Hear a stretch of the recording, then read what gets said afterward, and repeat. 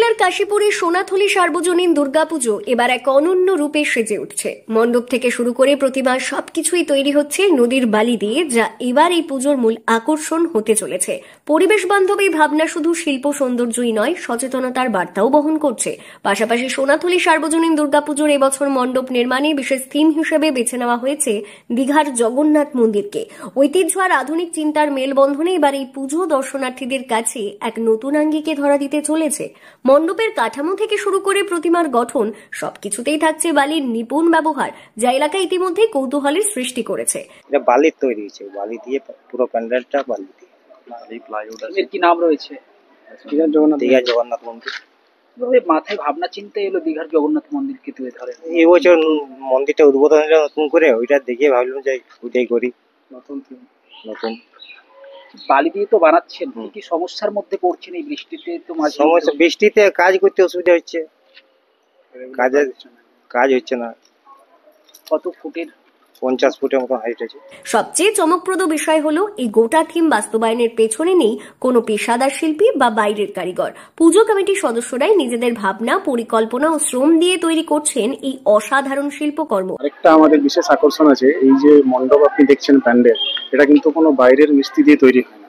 আমাদের পুরোটাই কমিটির সদস্যদের নিজের হাতে, এবং রাত্রেবেলায় রাত 9:30 থেকে এবং পুরো রাত জেগে প্যান্ডেল বিগত 2-3 মাস ধরে তৈরি হচ্ছে। এখানে কোনো বাইরের মিস্ত্রি ইনভলভ নেই, পুরোটাই আমাদের কমিটির সদস্যদের হাতেই তৈরি। একেবারে ঘরোয়া উদ্যোগে গড়ে তোলা হচ্ছে বালির মণ্ডপ। পুজো কমিটির সদস্য সুমিত দত্ত, স্বাধীন মিশ্র ও স্নেহাশিস ঘোষ জানান, প্রতি বছরই আমরা দর্শনার্থীদের জন্য নতুন কিছু উপহার দেওয়ার চেষ্টা করি। এবছর সেই প্রচেষ্টারই ধারাবাহিকতায় থাকছে এই অনন্য মণ্ডপ। কাশীপুরের দ্বারকেশ্বর নদীর বালি দিয়ে নির্মিত হচ্ছে এই বিশাল মণ্ডপটি, যা প্রায় 50 ফুট উচ্চতার।